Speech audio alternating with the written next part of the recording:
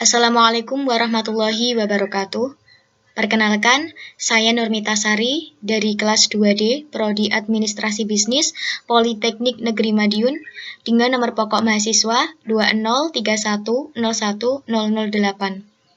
Alhamdulillahirrahmanirrahim, kita masih diberikan kesehatan sampai saat ini. Semoga kita selalu dalam keadaan sehat walafiat. Amin ya rabbal alamin. Pada video kali ini, saya akan menjelaskan mengenai cara penggunaan dari rumus HLOOKUP, VLOOKUP, SUMIF, COUNTIF, dan pivot table. Baiklah, langsung saja. Langkah yang pertama, kita harus menyiapkan data yang digunakan sebagai data acuan. Di sini saya mempunyai dua data dan sudah saya buat, yaitu data nilai UTS dan UAS. Data ini berbentuk vertikal. Dan yang kedua ada data nama mahasiswa. Data ini berbentuk horizontal. Nah, pada sheet rekap rata-rata dan predikat, di sini saya ingin merekap nilai UTS beserta namanya siapa, dan saya akan mencari nilai rata-rata UTS dan UAS. Dan di sini saya juga akan mencari predikatnya. Langkah yang pertama yaitu kita isi tanggal rekapnya. Semisal kita isi dengan tanggal hari ini.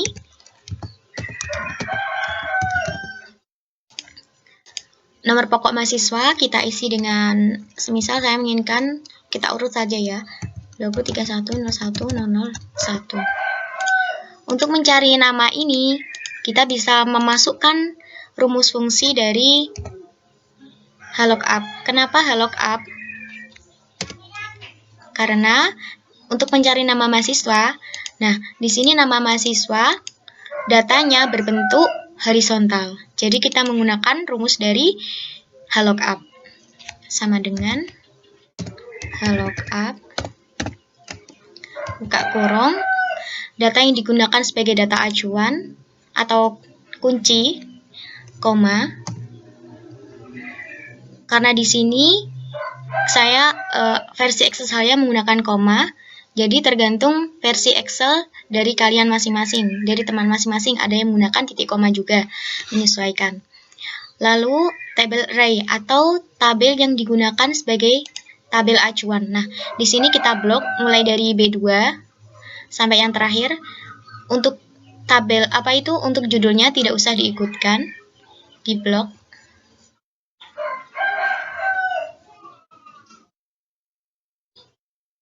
Sampai akhir. Nah, karena di sini saya sudah menggunakan format stable, jadi yang muncul hanya tabel 3. Kalau semisal teman-teman belum menggunakan format stable, maka yang muncul akan berisi sel B berapa sampai dengan misalnya Z berapa, seperti itu. Lalu setelah ini koma, apa yang kita ingin cari gitu. Jadi yang ingin kita cari itu nama mahasiswa. Dan nama mahasiswa itu ada di kolom berapa? Ada di kolom nomor 2. Jadi kita tuliskan angka 2. Terus tutup kurung. Enter. Nah, di sini sudah muncul nama Dariska.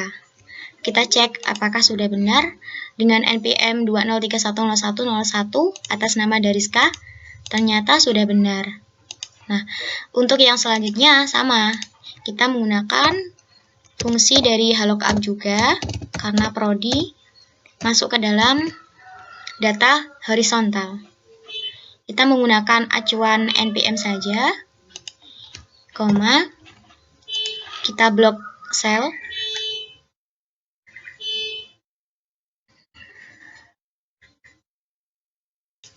koma, lalu yang kita ingin munculkan adalah jurusan atau prodi.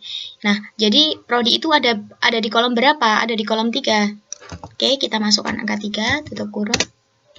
Nah, nama Dariska, prodi administrasi bisnis. Untuk kelasnya adalah kelas AB1.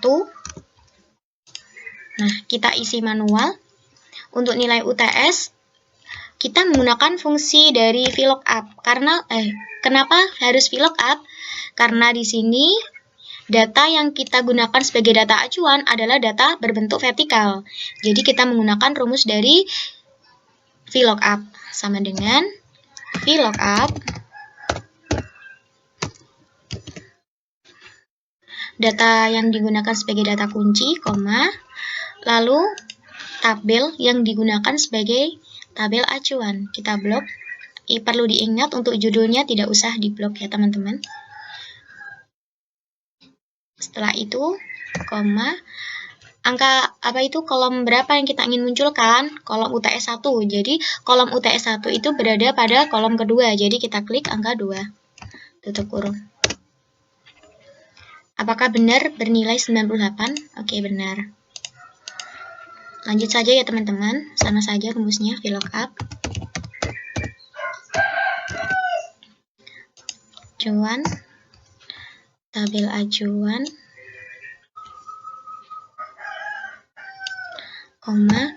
UTS 2 berada di kolom 3. Kita klik angka 3, tutup kurung.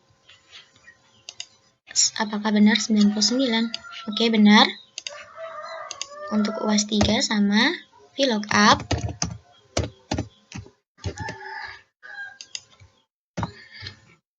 data acuan, tabel acuan maksud saya, UAS 1 berada di kolom 4. Klik angka 4. Oke. Apakah benar 90? Nah. Untuk yang UAS 2 juga sama, VLOOKUP data acuan,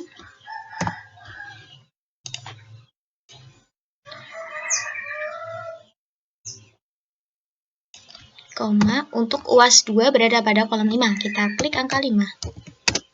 Oke, apakah benar 93? Ternyata benar. Nah, setelah itu kita mencari dari nilai rata-rata UTS dan UAS. Kita menggunakan rumus fungsi dari average atau rata-rata. Sel ini sampai sel ini. Nah, seperti ini.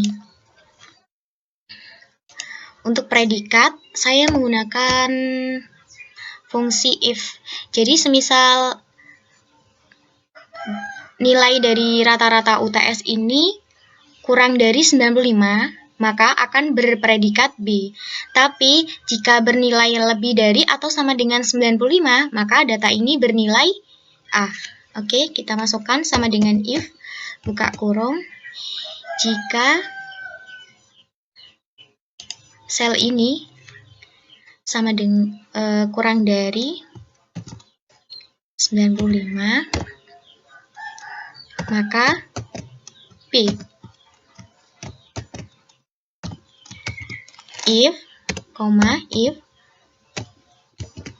jika kolom ini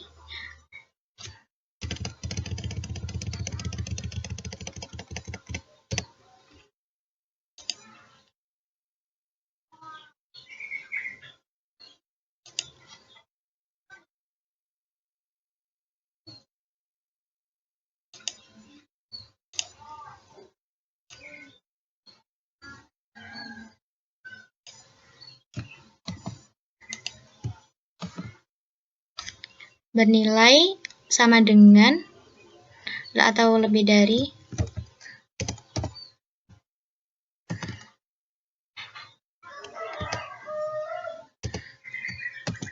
sama dengan 95, maka A. Tutup kurung. Oke. Nah, jadi data ini bernilai A karena nilai ini sama dengan 95. Ketentuannya tadi, jika rata-rata bernilai kurang dari 95, maka hasilnya akan B, predikat B. Dan jika rata-rata lebih dari atau sama dengan 95, maka akan berpredikat A.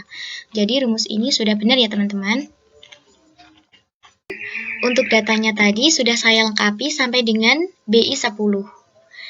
Nah, sebelumnya kita cek dulu. Untuk BI 10, UTS 1 bernilai 90, UTS 2 bernilai 91 sampai dengan UAS 2 sama dengan 94. Untuk UTS 1 BI 10 bernilai 90. Apakah sesuai dengan data yang digunakan sebagai data acuan?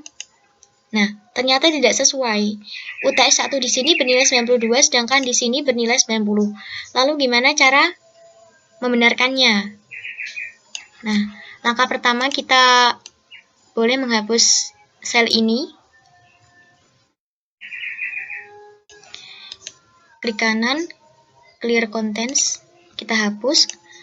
Untuk rumus ini, kita tambahkan setelah kolom 2, kita tambahkan false. Enter. Begitupun untuk UTS 2. False.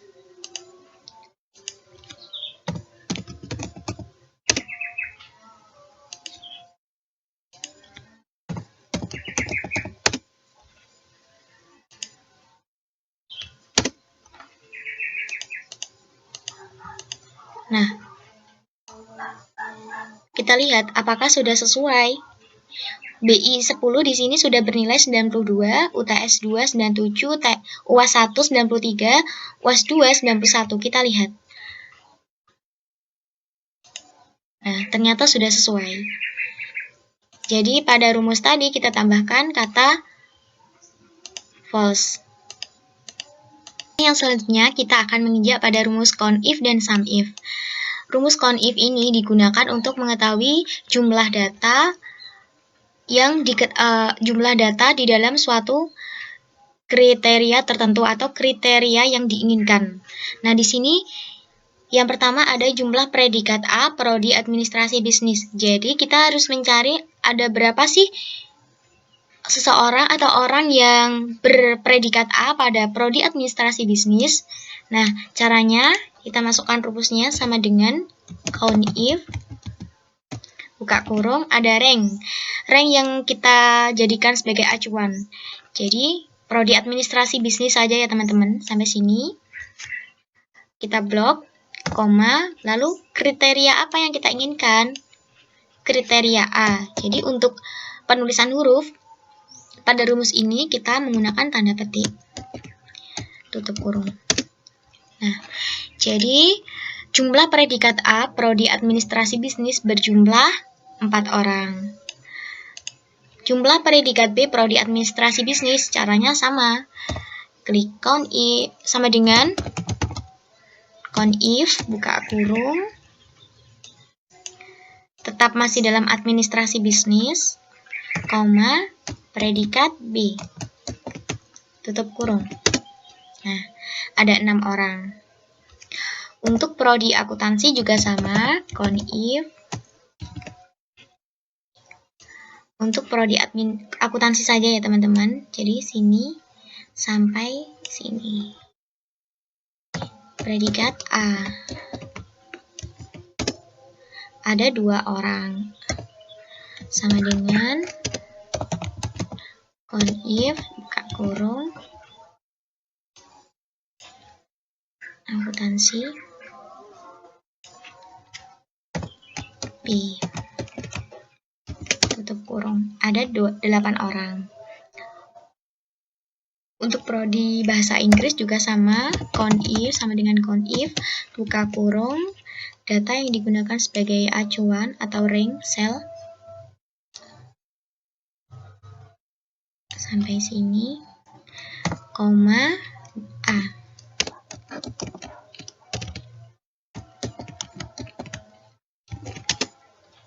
Ada 0 alias tidak ada. Sama dengan CONIF rank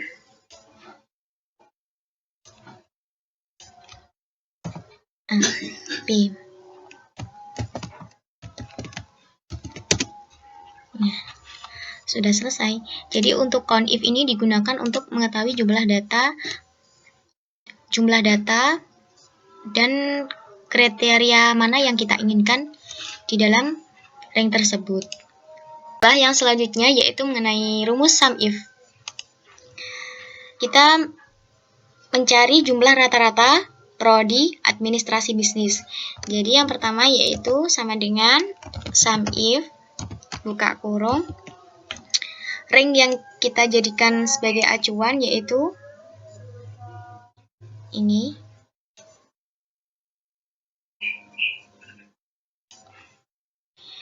lalu koma, kriteria yang kita inginkan yaitu administrasi bisnis.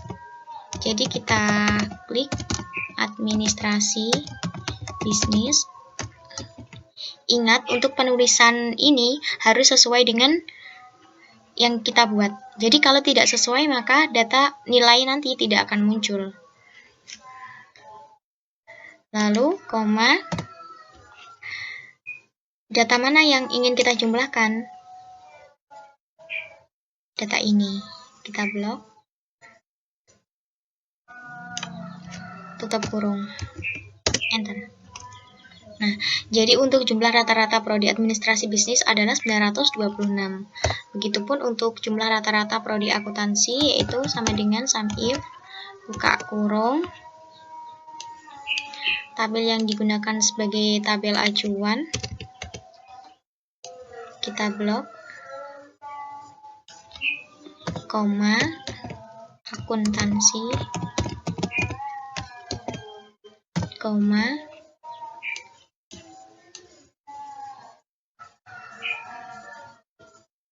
tutup kurung. 935. Untuk jumlah rata-rata prodi bahasa Inggris sama dengan SUMIF, buka kurung, rank, kita blok, sama dengan bahasa Inggris,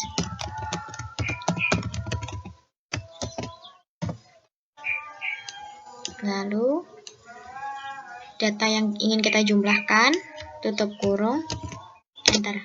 Nah, jadi untuk penggunaan rumus SUMIF ini digunakan untuk menjumlahkan data sesuai dengan kriteria yang kita inginkan. Kalau CONIF untuk mencari jumlah data atau banyaknya data, bukan untuk menjumlah. Ini bisa diedit ya teman-teman. Kalau semisal kita ingin membedakan supaya mudah, kita boleh deh cari warna.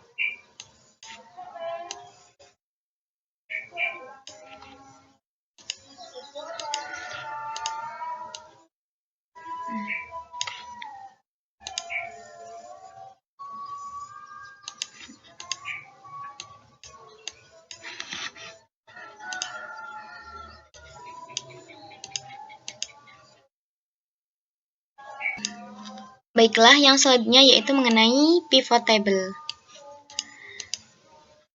Pivot table ini digunakan untuk melihat berapa jumlah nilai minimum, nilai maksimum, SUMIF, sum jumlah dari data tersebut, seperti itu.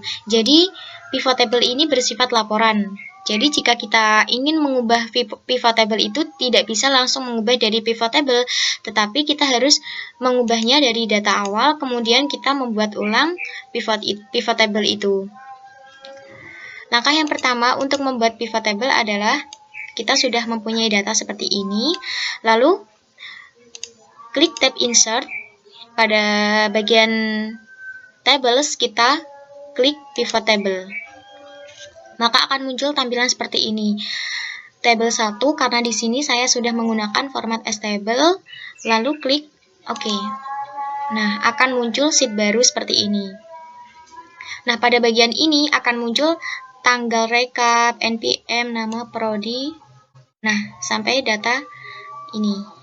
Jadi, data mana yang ingin kita munculkan? Semisal kita ingin hanya memunculkan nama prodi, nilai UTS 1, UTS 2, UAS 1, dan UAS 2.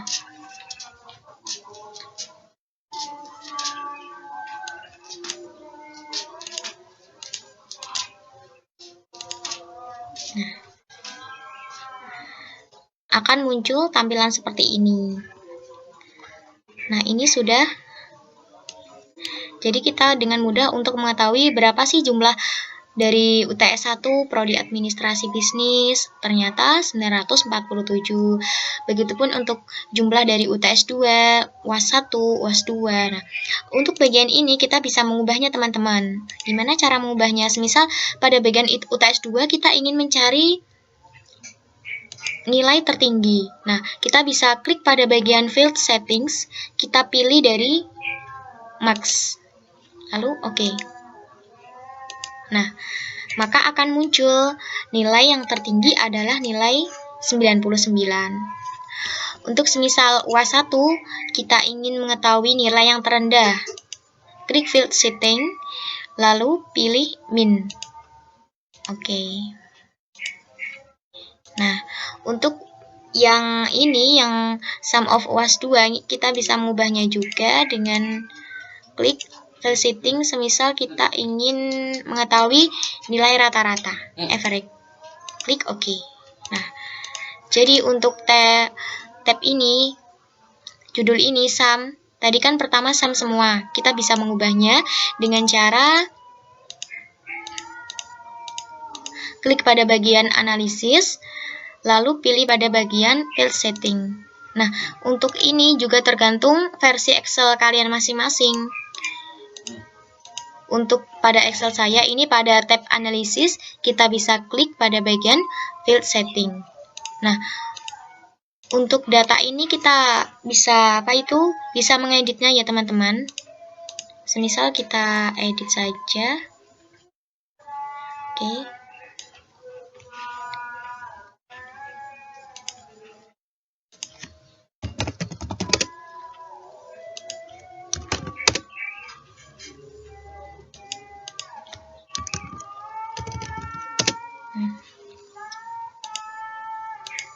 Kita bisa mengeditnya.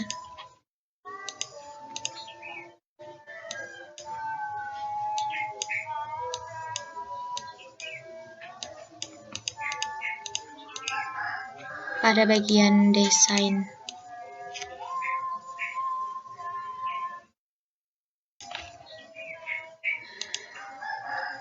Mau diubah seperti apa bisa ya.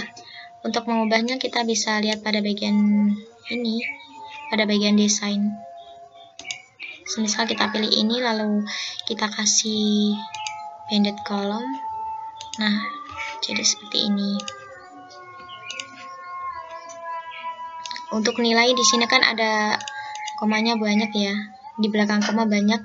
Kita bisa mengubahnya juga dengan cara klik kanan format cell. Pada bagian number ya, tidak ada atau satu saja mungkin. Nah, bisa. Jadi menyesuaikan dengan yang kita inginkan.